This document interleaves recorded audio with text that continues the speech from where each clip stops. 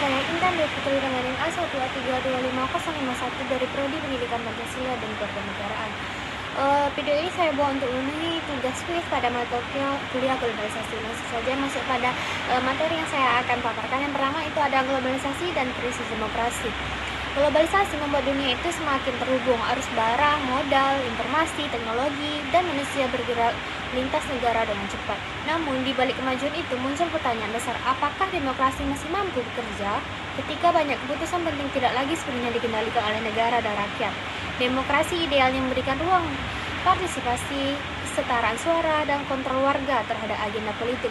Tetapi globalisasi sering membuat kekuasaan tersebar di pasar global, perusahaan besar, lembaga internasional, dan jaringan digital.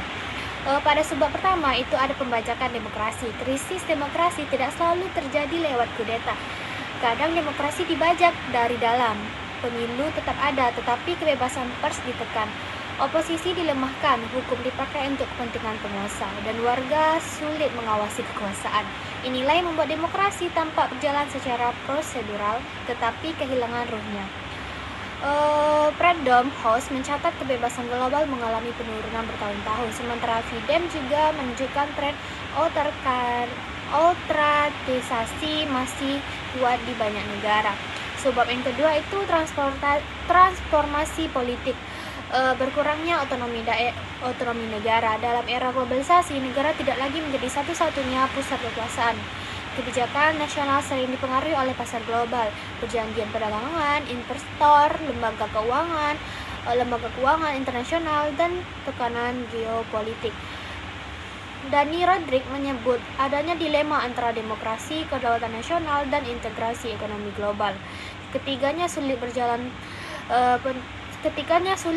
penuh secara bersamaan. Artinya ketika negara terlalu terikat pada pasar global, ruang rakyat untuk menentukan arah kebijakan bisa menyempit. Sebab berikutnya itu titik-titik kritis muncul ketika warga merasa demokrasi tidak lagi menyelesaikan masalah nyata. Harga naik, kerja sulit, ketimpangan melebar, informasi membingungkan, dan elit politik dianggap jauh dari rakyat. Dalam kondisi seperti ini, masyarakat mudah tertarik pada pemimpin populis yang menawarkan jawaban sederhana. Di sisi lain, disinformasi digital mempaparkan polarisasi dan mengganggu kualitas pemilu. Selanjutnya itu kondisi sosial ekonomi. Demokrasi membutuhkan warga yang merasa punya harapan dan kesempatan.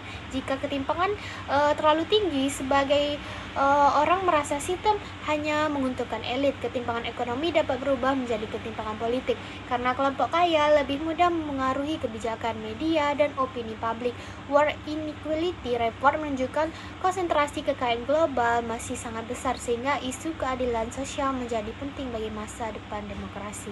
Selanjutnya itu instabilitas keuangan global. Global juga membuat krisis ekonomi mudah menular. Guncangan di suatu negara dapat berdampak ke negara lain melalui pasar uang, investasi, dan perdagangan. Ketika terjadi krisis keuangan, pemerintah sering mengambil kebijakan darurat seperti penghematan anggaran, pemotongan subsidi, atau penyelamatan sektor finansial. Kebijakan semacam ini dapat memicu kemarahan publik jika dianggap tidak adil dan tidak demokratis. Selanjutnya itu ancaman globalisasi terhadap demokrasi. Ancaman utama globalisasi terhadap demokrasi adalah melemahnya hubungan antara suara rakyat dan keputusan politik. Warga memilih pemerintah, tetapi pemerintah sering berkata bahwa kebijakannya terpaksa karena tekanan pasar, investor, atau aturan global. Akibatnya demokrasi bisa kehilangan makna substantif. Selain itu, arus informasi global yang tidak terkendali dapat menyebarkan hoax, kebencian, dan polarisasi politik. Selanjutnya itu menguatnya aktor-aktor transnasional.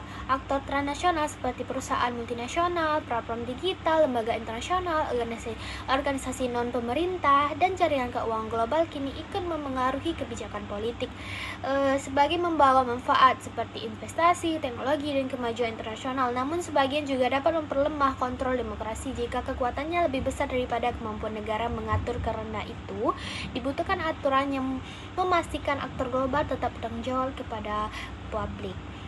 Selanjutnya itu pendalaman demokrasi dan demokratisasi demokrasi. Solusinya bukan menolak globalisasi sepenuhnya, tetapi memperdalam demokrasi. Demokrasi harus dibuat lebih partisipasi, transparan, dan responsif. Warga perlu dilibatkan bukan hanya saat pemilu, tetapi juga dalam pengawasan kebijakan, musyawarah publik, literasi digital, dan pengambilan keputusan lokal. Demokratisasi demokrasi berarti memperbaiki demokrasi agar tidak hanya formal tetapi benar-benar memberikan kuasa kepada rakyat.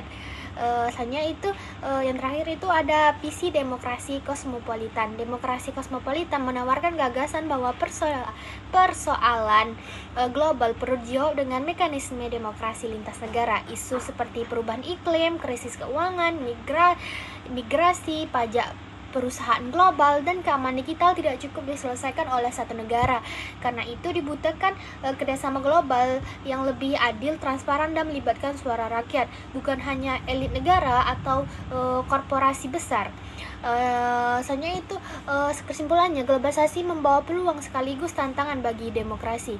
Ia membuka akses informasi, kerjasama, pertumbuhan ekonomi, tetapi juga dapat memperlemah kedaulatan rakyat, memperbesar ketimpangan, memperkuat aktor non-negara. Karena itu, masa depan demokrasi berpengaruh pada kemampuan kita menata globalisasi agar tetap berpihak pada warga. Demokrasi tidak cukup hanya dipertahankan, demokrasi harus diperdalam, diperbarui, dan diperluas hingga ke tingkat global. Ini materi dari saya, lebih kurangnya saya mohon maaf. Wassalamualaikum warahmatullahi wabarakatuh.